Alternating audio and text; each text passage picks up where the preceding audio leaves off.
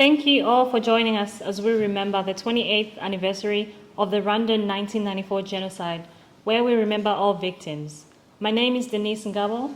And my name is Emil Nubahimana. And we're privileged to be your hosts for today's event. We'd like to acknowledge and extend our deepest sympathy to our Tutsi, Hutu, and Twa victims who lost their lives, as well as foreigners who were killed. The Rwandan community acknowledges Australian men and women, along with other foreign forces that were part of the United Nations Assistance Mission for Rwanda. Thank you for your sacrifice. Never again. Just before we start, we'll kick off with our housekeeping rules. For those who are new to the Parliament House, we have our bathrooms to our exit to your right. The first door will be your males, and the furthest door will be our females.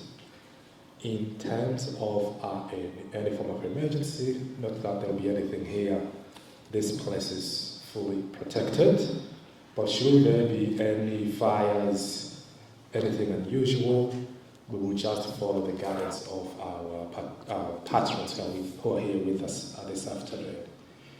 There will be refreshments at the end of our event. However, if you do wish to have a drink, we have juices and waters at the back of our room.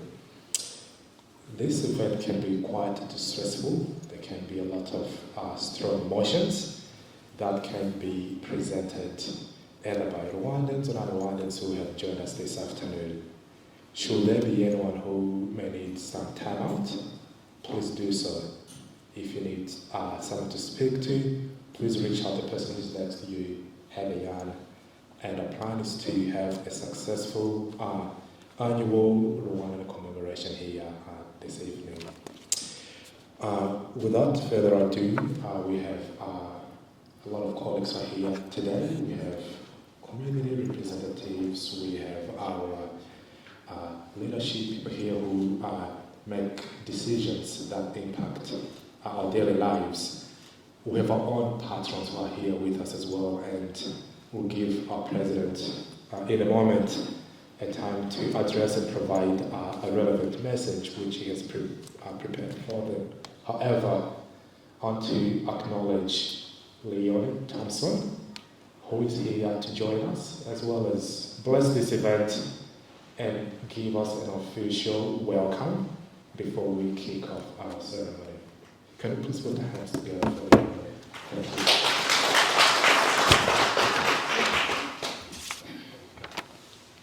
Hi, good afternoon everyone. Emil is a very good friend of mine and invited me here just to share his culture with me, and I have been really fortunate to be able to share my culture with Emil. I'm a Memu woman from far north Queensland. My background is that my father is an Aboriginal man from far north Queensland. My mother is Dutch, and so I've been living in Queensland for a really long time, but my ancestors have been here for about 60,000 years, and so Emil has asked me to acknowledge that we're here today on Turrbal and Yagara land, and extend and acknowledge all of the Indigenous people in the room, if there are any more, and acknowledge elders past, present and emerging. And while it's not culturally appropriate for me to welcome you to someone else's land, being it's not my traditional land, I would hope that you all feel welcome more broadly in our country, and have made this place part of your home now as well. As Indigenous people, we are welcoming and would love to extend our sense of community to you and your people. Thanks. Thank you so much, Leonie. And if you have hanged around a lot of Rwandans, you'll know that we love to connect, explore ideas, explore possibilities. And for Leonie, all you do within your own community, for your own culture, we appreciate you. And we do look forward to learn more and find ways that we can contribute to make this country our home. Thank you very much. Thank you. So without further ado, I would like to invite the Rwandan Association of Queensland President, Mr. Theogene Gabo, to come and open today's event. Thank you.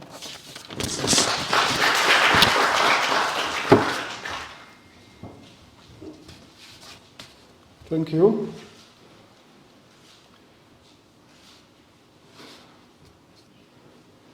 Good afternoon, ladies and gentlemen.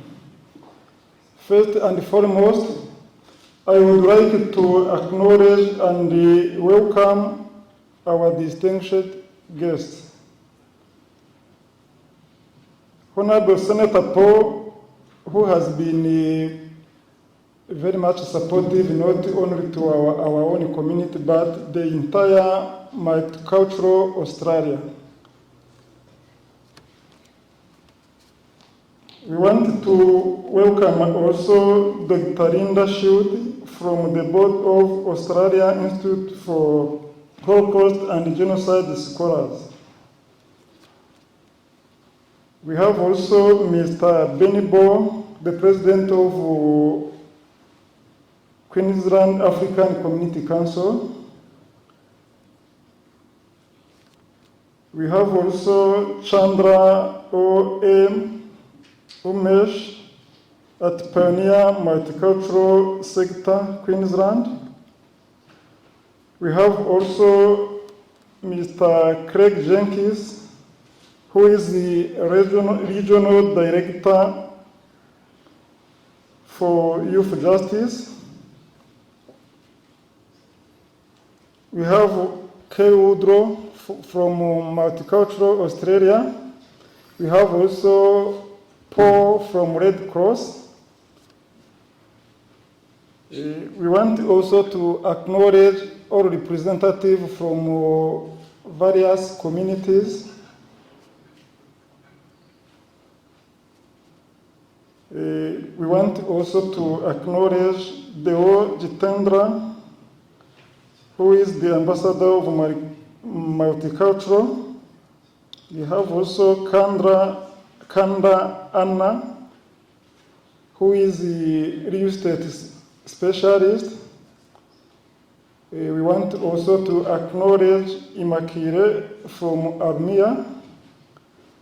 We want also to acknowledge Robert Mukombozi, who is representing QPAST.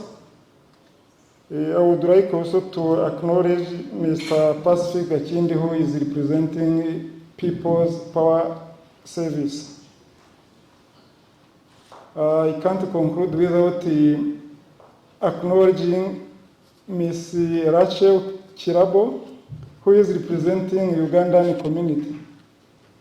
If there is any other representative who are here, I didn't jump them for any reason. I need to apologize if there is someone who represents any community and I didn't mention them.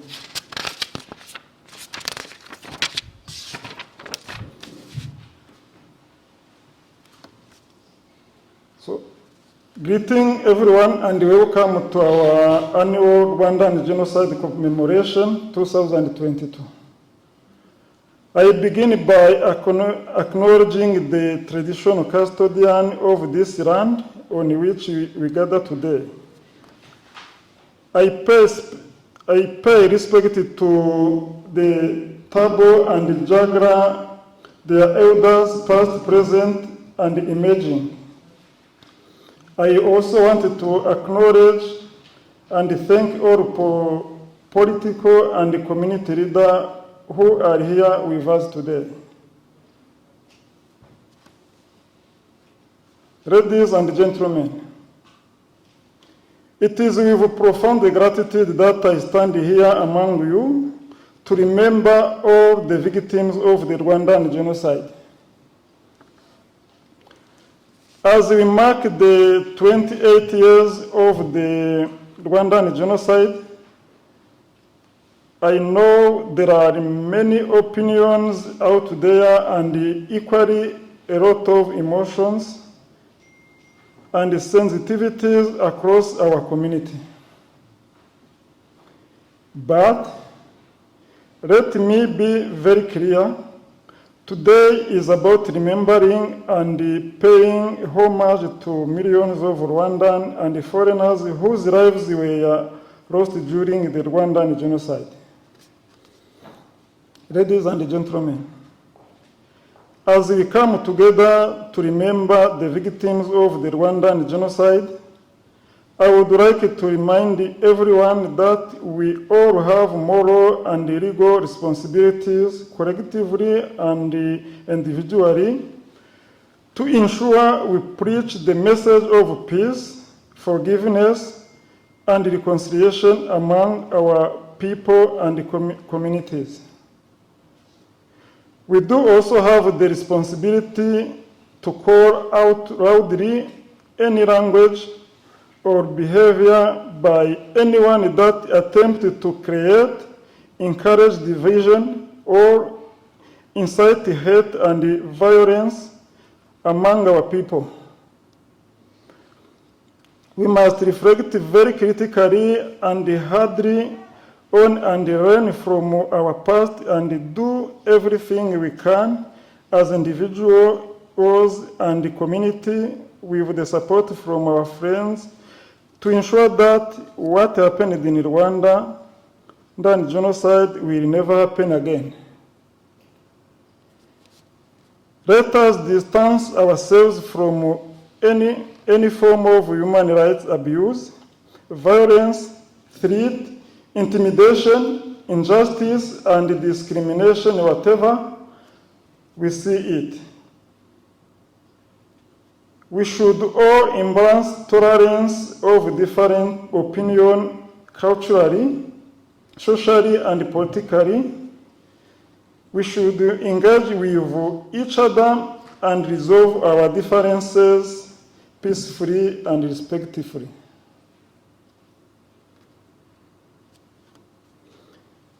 The leadership of the Rwandan Association of Queensland calls upon all the Rwandan and our friends from the wide African and Australian community to genuinely support and work with us for peace, unity, forgiveness, and reconciliation, and refrain from any private and public sentiments that inflame hate and division among our people. It is not my job as community leader to engage in the debates about the specifics of what took place in my mother's land of Rwanda. I am very sure that the whole world knows about it. There is plenty of credible research and writings about the Rwandan genocide, and I will leave it to anyone who would like to learn more about the horrific, man-made and unimaginable human tragedy of our recent past history. The Rwandan Association of Queensland Leadership message for today is to talk about peace, forgiveness, and reconciliation as we remember all the victims of the Rwandan genocide. To all our departed loved ones, we will always remember you individually and collectively. Thank you very much for your attention.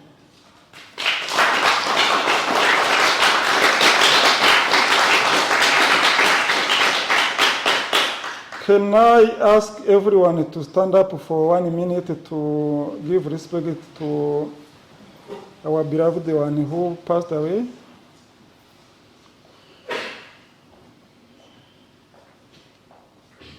Thank you. Come take a seat.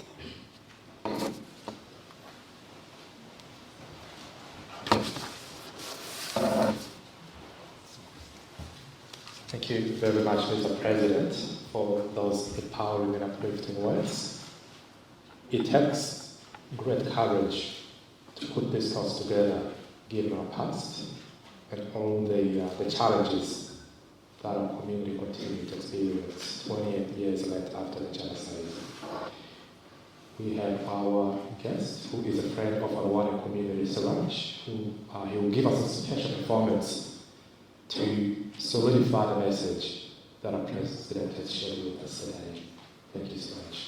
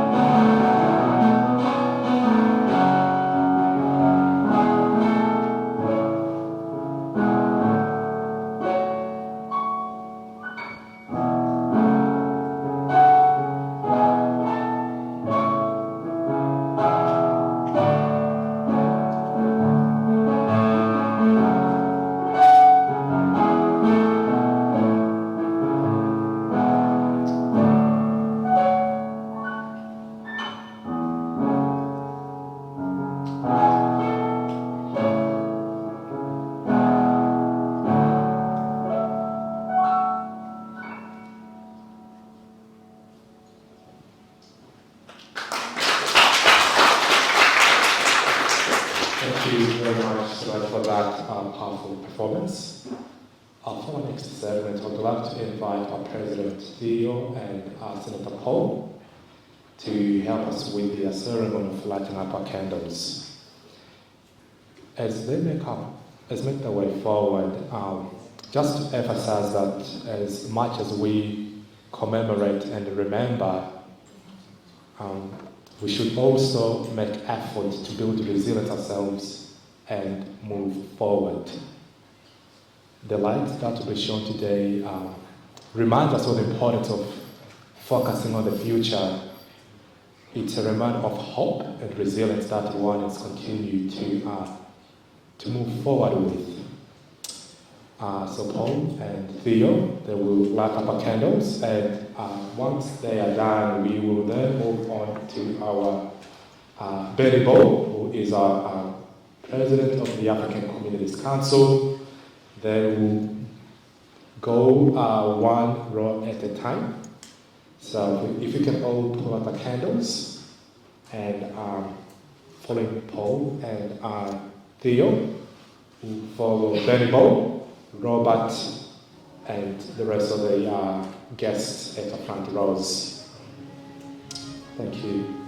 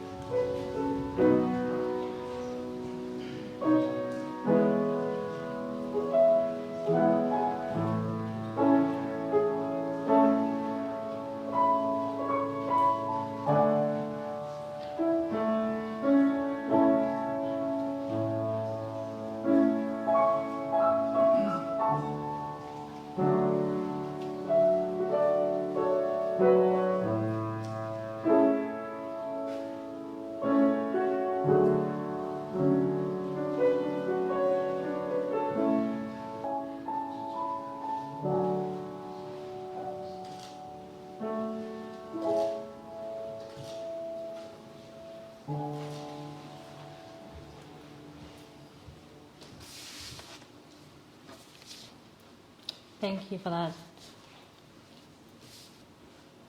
All right. Thank you, everyone. We'll always remember those who have passed and all the victims and survivors as well. So just to continue on, we would like to welcome the representative of the Queensland African Communities Council, Mr. Benny Ball. If you could please come up and share a few words with us.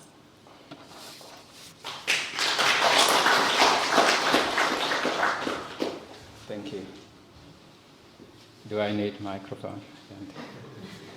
Can I begin by acknowledging the traditional owners of the land on which we are gathering today? Just want to pay my respect to the elders, both past, present, and emerging. And I also acknowledge all the leaders and everyone who's here today. And most importantly, I want to pay my tribute to all those who lost their lives, and also people who are still suffering from trauma, and it will be there forever for the rest of their lives. So that's really important to acknowledge. As you all probably know, today I was not going to come. I did send my apologies to you because when I look at the invitation, so it actually clashed with the award night. And I felt very uncomfortable, and I was like, what can I do? Because there's so much that I'm doing there. But in the last minute, I changed my mind to come here first, not only to pay my respect and to stand in solidarity with you and reflect on what happened, but because of many opinions that you mentioned earlier. It's very important for us as leaders to come together and have very open and honest conversation at a very difficult time like this. It's very important for me to come and share my message with all of you. If we really want to remember and to respect our loved ones who've lost their lives, the most important thing is to make sure that things like that will never happen again. That's very, very, very important. And it's not something we can just say. We have to do it. We have to do it through the words.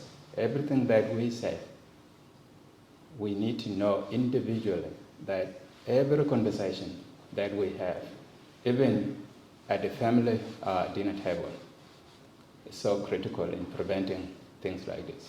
So everything we talk about, privately and publicly, is very powerful in creating peace or tragedies.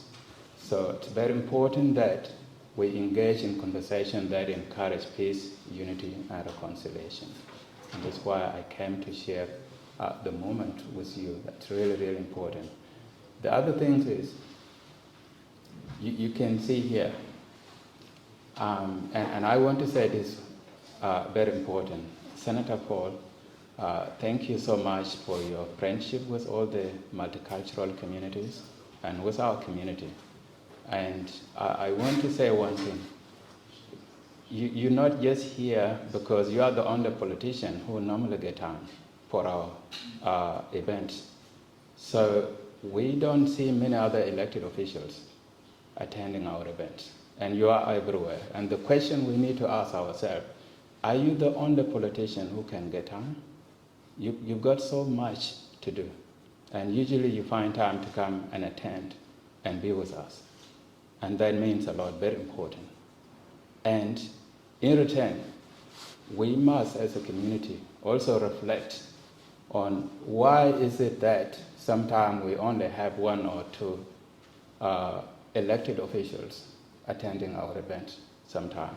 There are a lot of sensitivities and emotions and all of that. It takes courage. It takes courage for someone like Paul to come here and attend our event.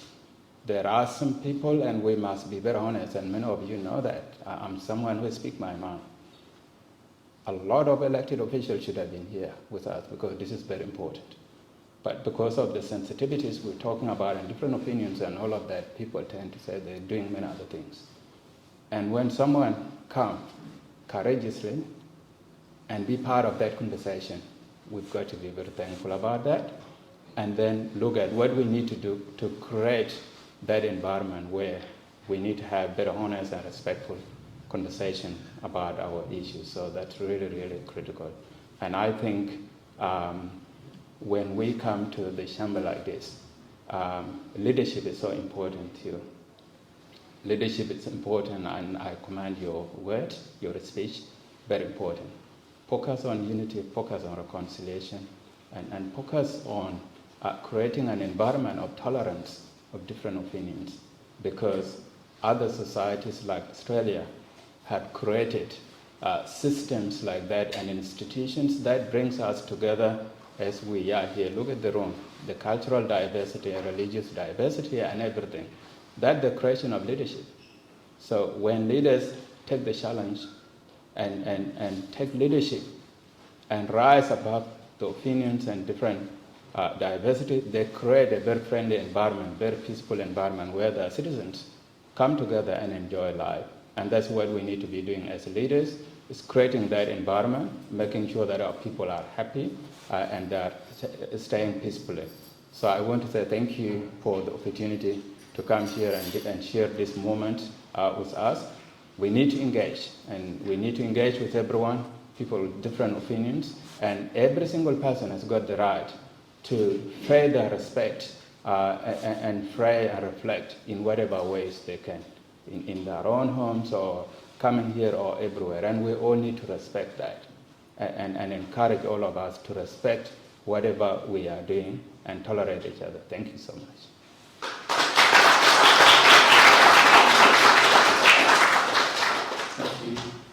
Thank you very much, Venable, for that empowering message.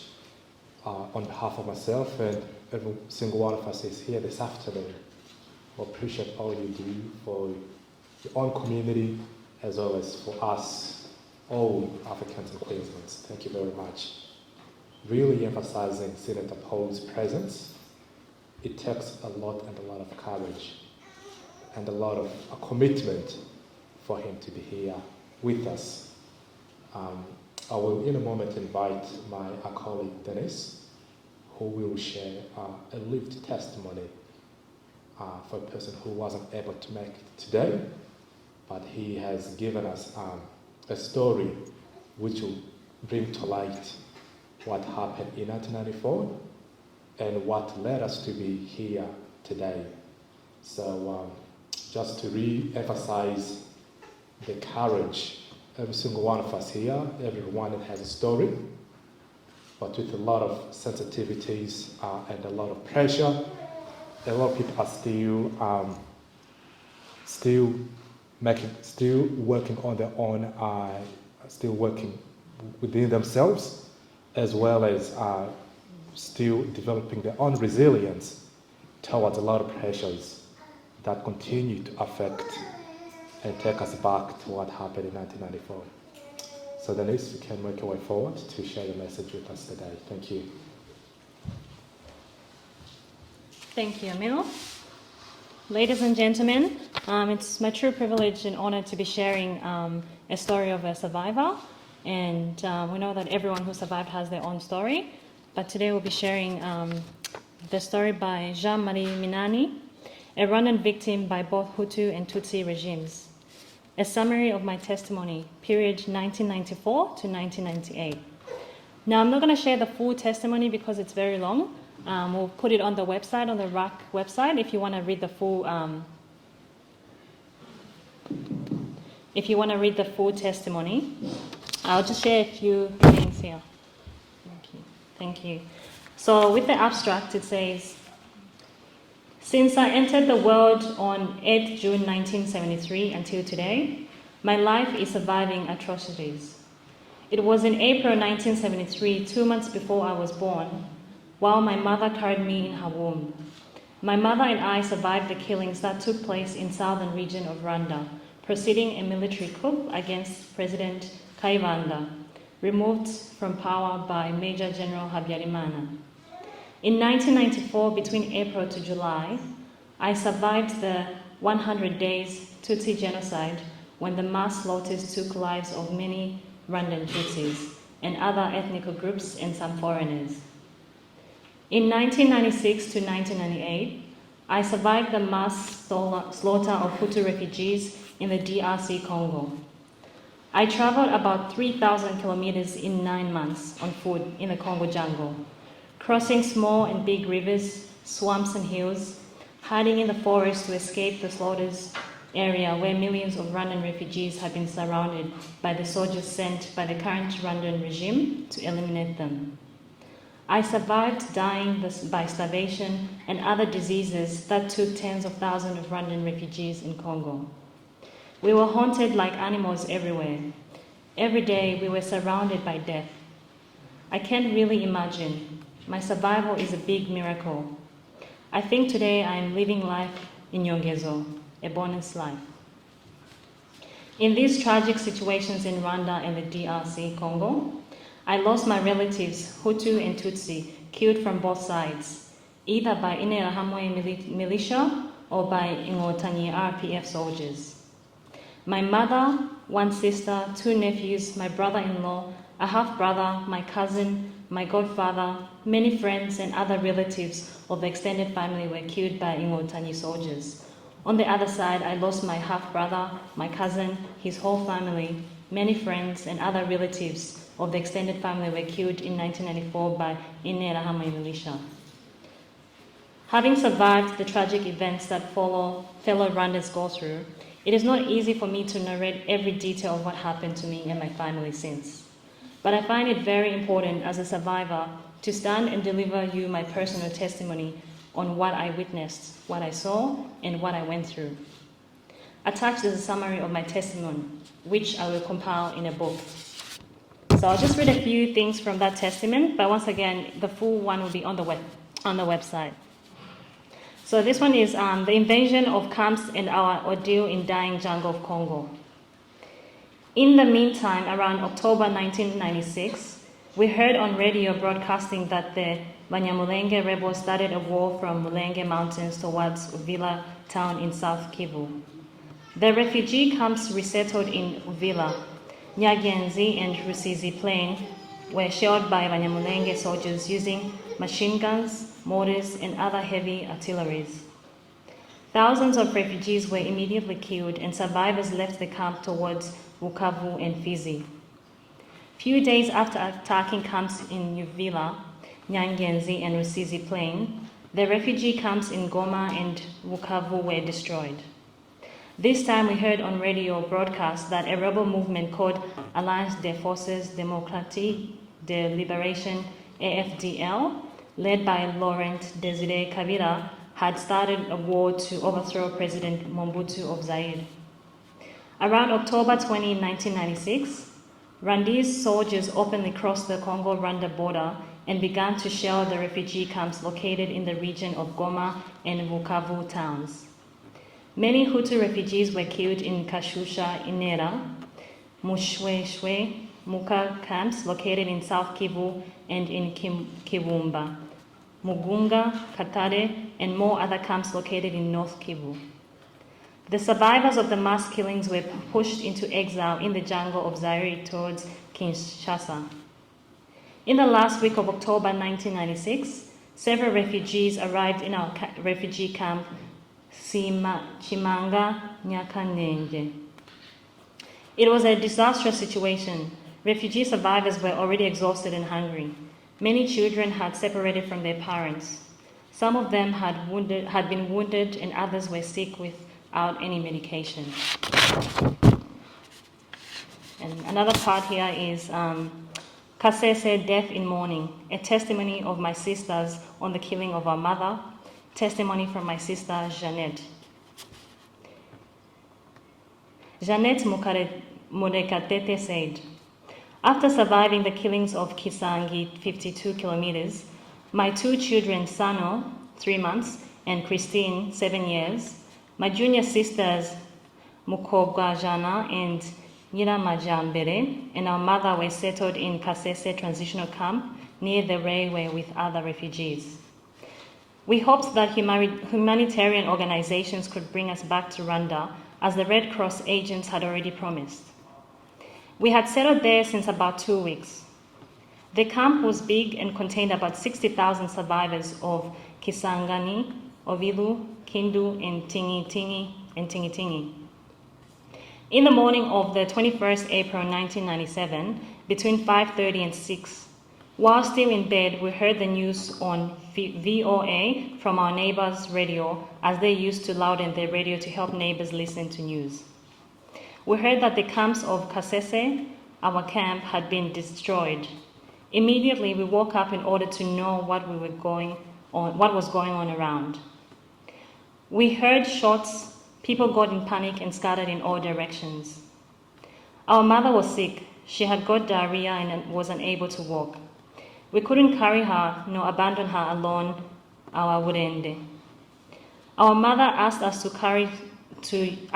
to run so that maybe we can survive at least that day. We decided to stay with our mother, but panic reigned in our hearts. We held our mother in hands, waiting for the rebels to finish us all together. Heavy shooting increased and people were killed at high speed. We stayed in our Wurende with our mother. The shootings lasted about 6 hours non-stop. We had survived that day. The next day, on 22nd April 1997, the soldiers moved in the camps and started another operation of killing survivors in cold blood using udufuni, udushoka, utunyundo, ibyuma, which are knives, and others. Mukobwajana Christine, my baby on my back, and I slowly hid in a bush about 5 to 10 meters from the Wurende. We were hiding in 10 meters from our Wurende, and we saw soldiers moving from Wurende to finish the survivors. Then they moved into a Wurende where our mother stayed and slaughtered her. Nyiramajambere, who had a big wound on her leg, was caught on her way fleeing and was also executed. From the bush, we moved about 100 meters to hide in deep forests. We stayed in the bush and left the next day and continued to walk inside the forest. About a week, humanitarian organizations searched for survivors and brought them to Kisangani traditional camp, where we stayed for about 3 months, waiting our return to Rwanda in the middle August 1997. And this is now from Jean-Marie. My mother, Teresa Bagweneza, and my sister, Nyiramajambere, you ended your life in the Congolese jungle alone. I had no power to do anything to rescue you. I preferred to die with you, but it was not possible to be where you were butchered from. I preferred to be killed with you, or at least to be nearby, so that I could be able to close your eyes, and hold you in my hand during your last minute on earth. I survived to tell the world what had happened to you and to other innocent refugees who were slaughtered like animals. I felt disturbed that the world did not listen to us, but only God sees our tears.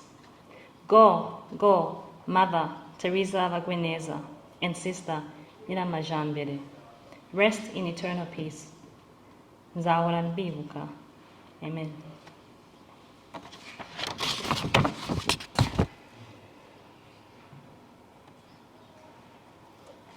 So that was a testament, ladies and gentlemen, by a survivor. And we know we have many testimonies, as Emil talked about. So the next thing, we're going to kindly invite the guest of honor today, Mr. Senator Paul Scar, Senator for Queensland. If you come up and give a few.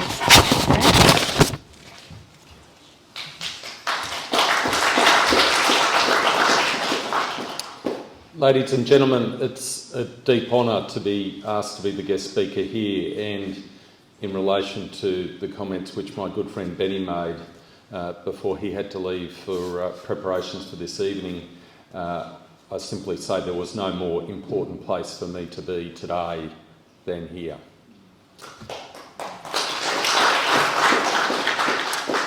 Can I acknowledge the traditional owners of the land on which we're having this commemoration and pay my respects to elders past, present and emerging.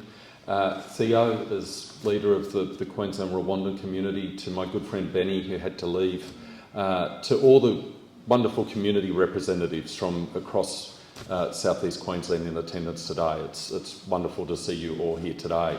And as I look at my good friends Umesh and Usha Chandra, I was looking at the light, the beautiful light. It reminded me of Diwali, the Indian festival, where the light, the festival of light, where light extinguishes darkness, good extinguishes evil. And I couldn't help but reflect on that as I was sitting there seeing all that light. And as I was watching each of you come forward and put your own candle there, you saw the light, the intensity of the light grow, and its luminosity covered a greater and greater area. And I think that in many ways symbolises the importance of this commemoration, of us all coming together to pay our respects to all those who lost their lives during those horrific events, and those who are still healing from those events, many in our own country and in countries all over the world. There's one commemoration I've been attending commemorations of the Rwandan genocide for since the 20th anniversary of the genocide, when I reached out to the local community before I was a senator and said I wanted to do something to assist. And I had the privilege in 2018, my wife Louise and I brought along a special guest to the commemoration, and it was the Honourable John Heron, who served as a senator for Queensland in the 1990s and early 2000s. And John Heron was one of Queensland's most distinguished surgeons, and he was president of the Australian Medical Association in Queensland and served with great distinction as a senator and as a minister. But whilst he was serving as a minister and the genocide occurred and the aftermath, there was a message sent out by Care Australia that they needed medical specialists to go to Rwanda to help in the refugee camps. And John Heron, even as a sitting senator, asked the then Prime Minister John Howard if he could have permission to take leave of absence from our Australian Parliament and go and help in a refugee camp in Rwanda.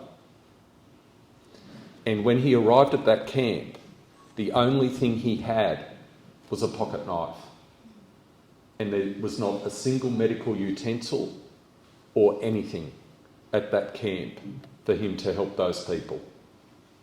And he was there for 8 weeks.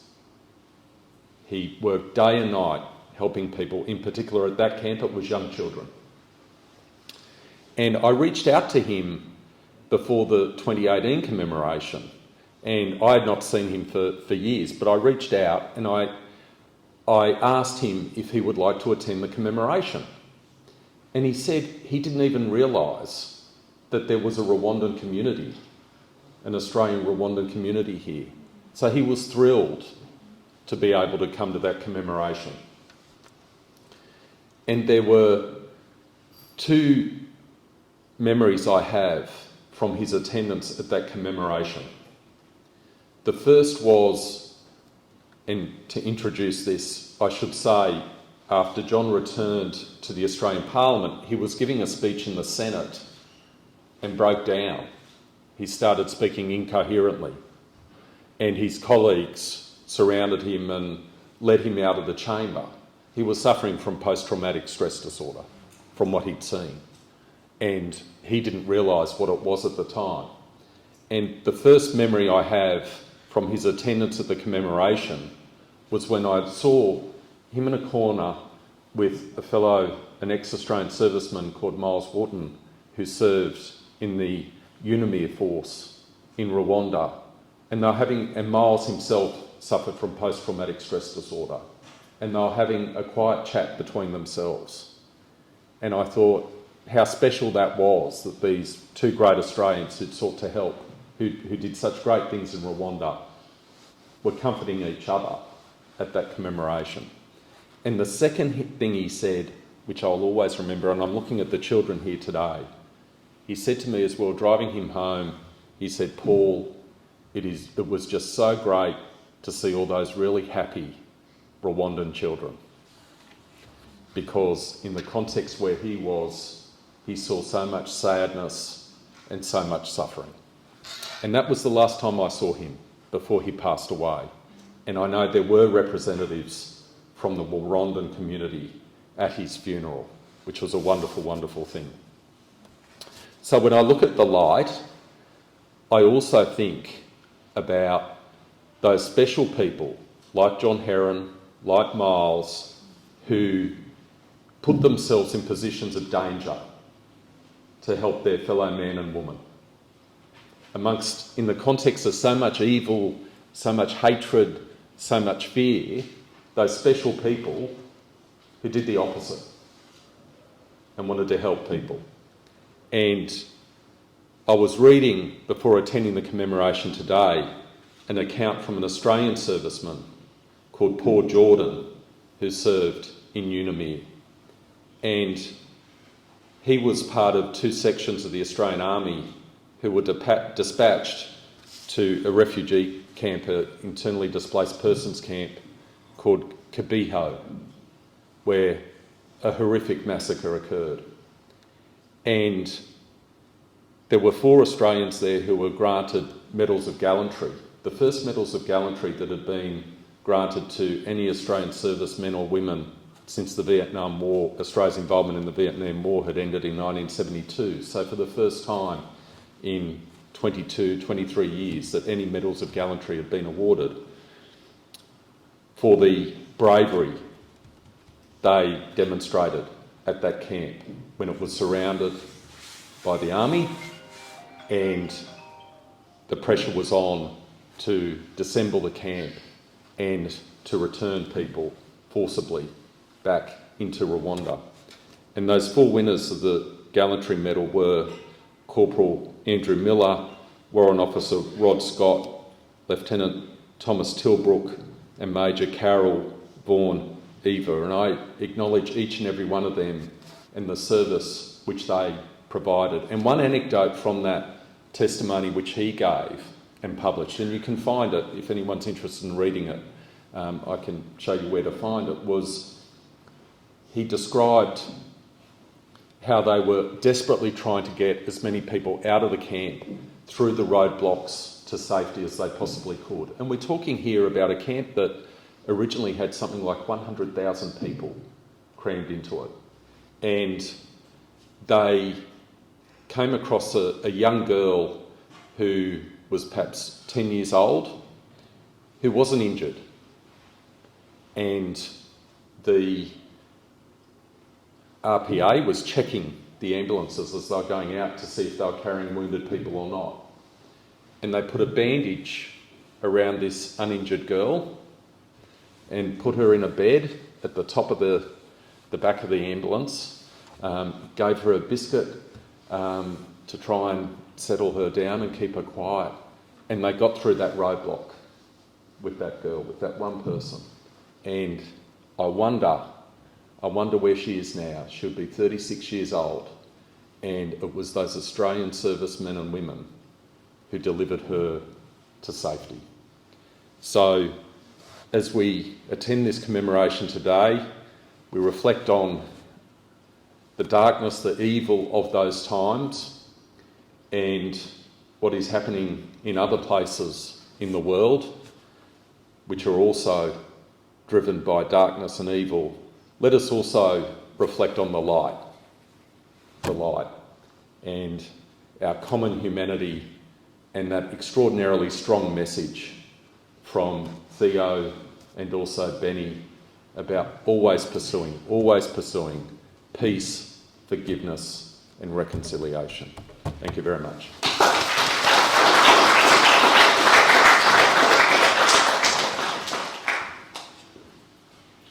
Thank you so much, Paul, for that moving message you have shared with us, particularly on the importance of conquering darkness by light and truth prevailing at all cost.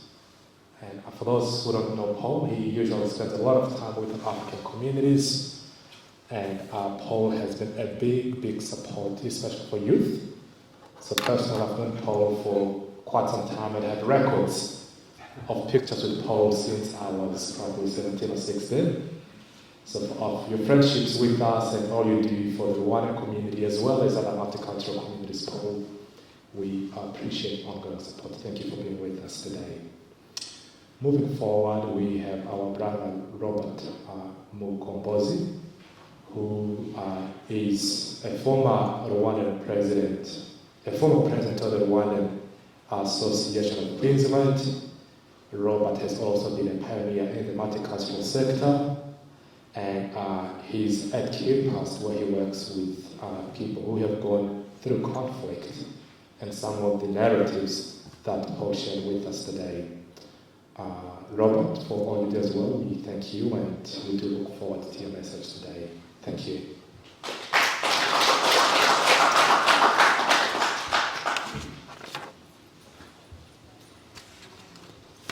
Thanks, MCs, for the great work that you've done this afternoon. But perhaps before starting my presentation, I'll request for us to stretch a bit, and this is how perhaps we will do it. And I won't be able to use the microphone. Perhaps, may I request everyone to stand up? Yeah, because I understand it's been a very, many hours of sitting and not, and it's very, strong conversation, very confronting. Yeah.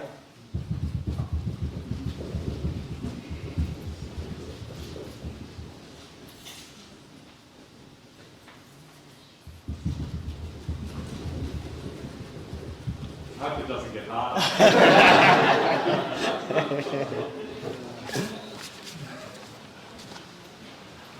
Again, thanks, wonderful MCs, for the great work you've done here this afternoon, and for leading such a challenging program as this one we are attending today. For those we are meeting or getting to meet for the first time, my name is Robert Mukombozi, and today mine is going to be a reflection and not necessarily a testimony. Although, considering the other responsibilities they've talked to you about, I also happen to come from the same country, although the president thinks otherwise. So today I would like to take this opportunity, ladies and gentlemen, to greet you. Good afternoon and welcome to today's commemoration of the Rwandan Genocide. And I would like also to join my voice to the lady who provided us a welcome to country. Thanks very much. And I would also like to add my voice to acknowledge the traditional owners of the land upon which we gather today, and pay my respects to elders past, present, as well as emerging. But I would also like to take this opportunity to thank the management committee, Theogen, Ngabo, and all your team and all the volunteers, because without you we wouldn't have been able to be here commemorating. I would also like to take this opportunity to acknowledge the different dignitaries, my very good friend Paul Scar, who we've known each other for quite a long time, and get to work on so many issues affecting our community. also to the other leaders who are here today. Some of those, we share similar experiences, both past but also present. We have friends from, for instance, Southern Cameroonians. We also have, I think, friends from Somalia who've gone through a similar experience, not necessarily the genocide, but similar conflict. We've had our friends who were from Ethiopia who were meant to be joining us here. They will be here a bit later, or they were also meant to be here as well, and other communities that we share the same experience. But today, I'm going to focus on why we are commemorating today in my reflection. Now, how and why is it unique to us today?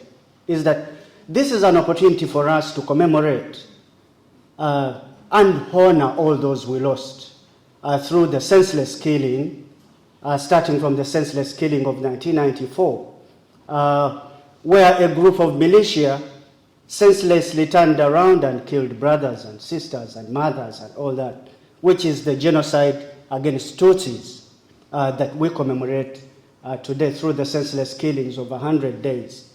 But also it's a unique opportunity for us, like Paul mentioned in his presentation, to remember the atrocities and mass killings that were meted to the majority ethnic Hutu ethnic group.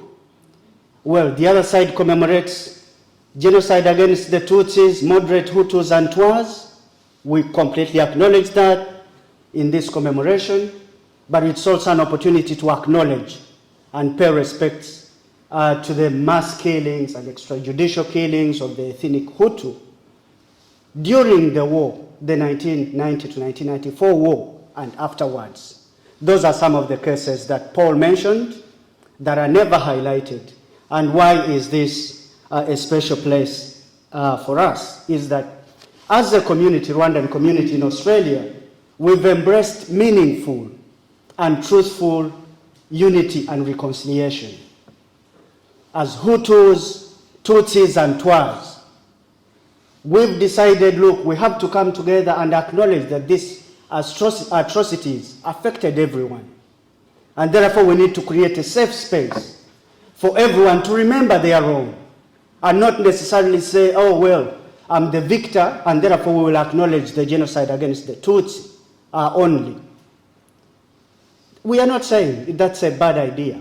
Obviously, we do acknowledge that, but we need to create a safe space for everyone to be remembered, and we need to respect that. We also need to emphasize that we are a non-violent and peaceful community, regardless of what the Rwandan government, the hostile and aggressive Rwandan government, tries to portray us as a violent and genocide, a group of genocide deniers.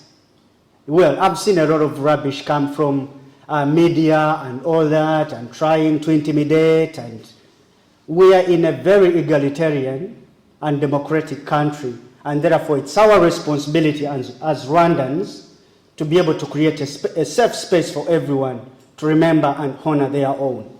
And whoever wants to give us direction about how we have to honor our own people, they can do that. They have a government.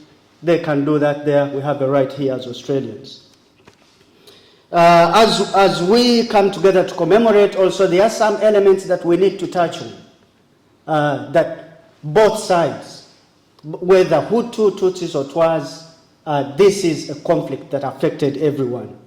And therefore we need to come together as people who have a safe space to remember each and everyone, to be able to reject other things that really are happening in our country, for instance. We know that. We can't remain silent about it.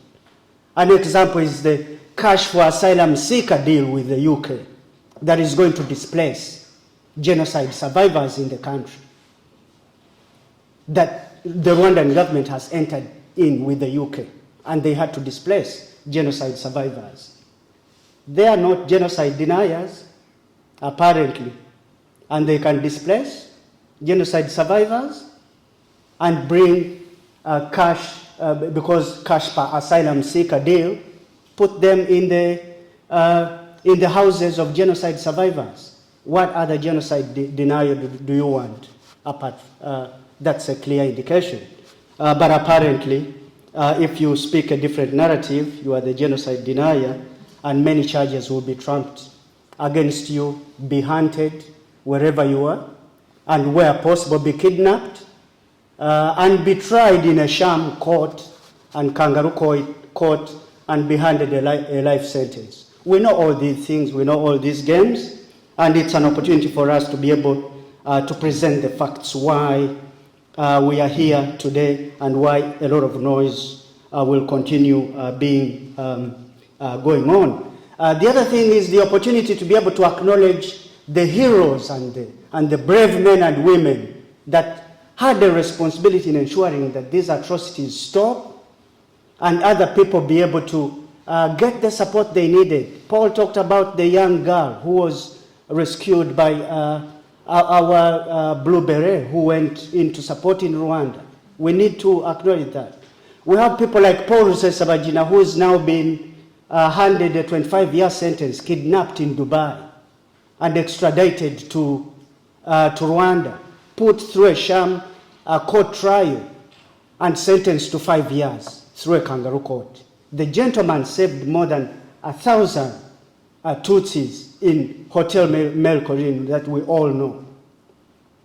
But he's been kidnapped. He's now languishing in jail, ladies and gentlemen, and these are things we are meant to be keeping quiet about. We need to speak out about previous atrocities, hold people accountable, whether government or individual, and not accept to be intimidated and bullied by everyone. So, as Rwandans and friends of the Rwandan community, please let's come together to be able to work together going forward. Now, I would like to also conclude by encouraging everyone to embrace meaningful reconciliation. We should stop playing games about the genocide.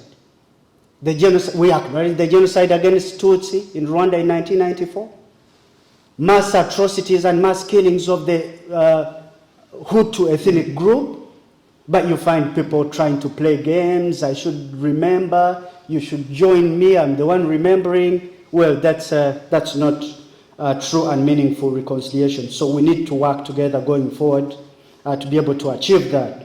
And therefore, that's where I call upon the Rwandan community, the other African communities, friends of the Rwandan community and mainstream Australians to work together, not only with the leadership of the Rwandan Association of Queensland, but also as Rwandans more broadly, to be able to understand that journey.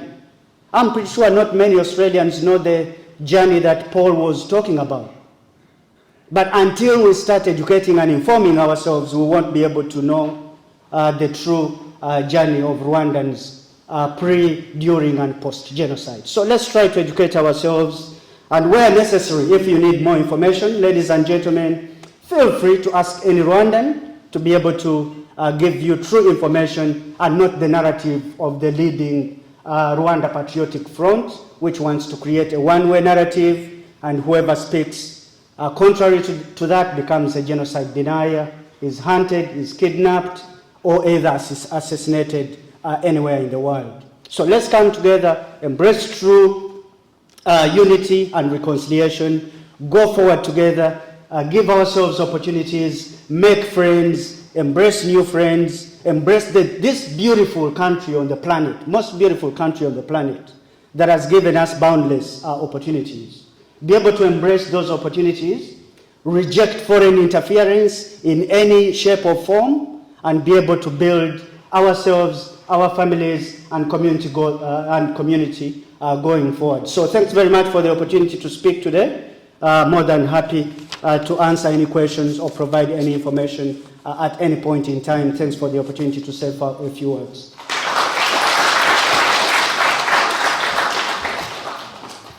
Thank you very much, Mr. Mukombozi. Thank you for your true message on highlighting the importance of all of us to come together as it all affects us, as well as embracing meaningful reconciliation, to continue speaking up and educate ourselves. I'd now like to invite Suraj to play some music on the piano as we continue to reflect and remember.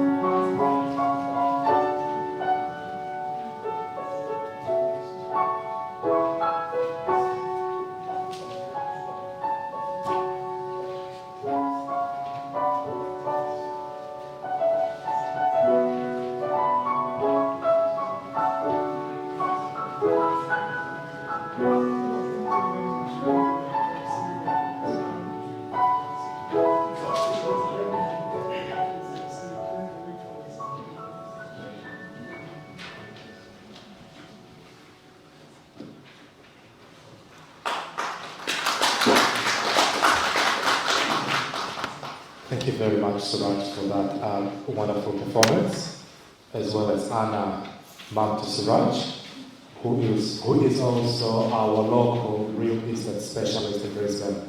So if you're looking for somewhere to live, if you're looking for a house, either buying or selling, please go see Anna Suraj. We have come to the end of our session, our event this evening. Just a few things I want to highlight is that we have our refreshments at the back of our room.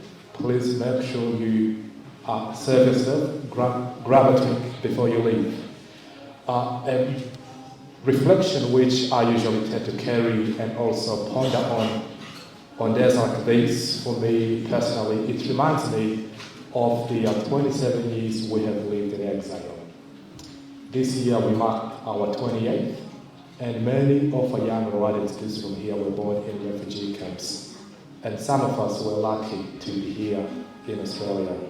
It's really, really important to emphasize Robert's message, to emphasize Paul's message, as well as Theo's message, that we still have our internal ongoing issues that continue to affect us and continue to impact what we do as Rwandans, Australians.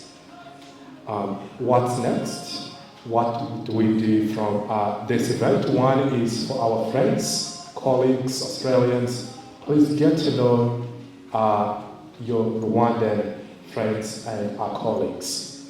We are all survivors. We all have stories to share. If you cannot get hold of Robert, speak to someone who's next to you. If you cannot get hold of the president, speak to someone, get to know Rwandans. We all have stories and talents and skills that we think can help you embrace, as well as get to know what really led us to where we are today. For Rwandans who are here, it's really, really important to unite. It's really, really important to unite. And it's really, really important to embrace unity and general reconciliation. It's really, really important to have those honest, hard conversations. For us to achieve and live towards the light that we proclaim today, it's really, really important that those conversations happen as a community, that happen in our homes. We reflect on what led us here. Across the room, a lot of us came as refugees, and I think we have an important story to share. Lastly, I want to acknowledge all the delegates and the visitors and Senator Paul who came to join us this evening. We have community representatives, we have businesses that have joined us today. We have representatives from different sectors in our own communities. Thank you so much for joining our Rwandan community today. Our young man, Suraj, thank you so much, and we look forward to your performance next year, as well as to many more Rwandan events that will happen in the year.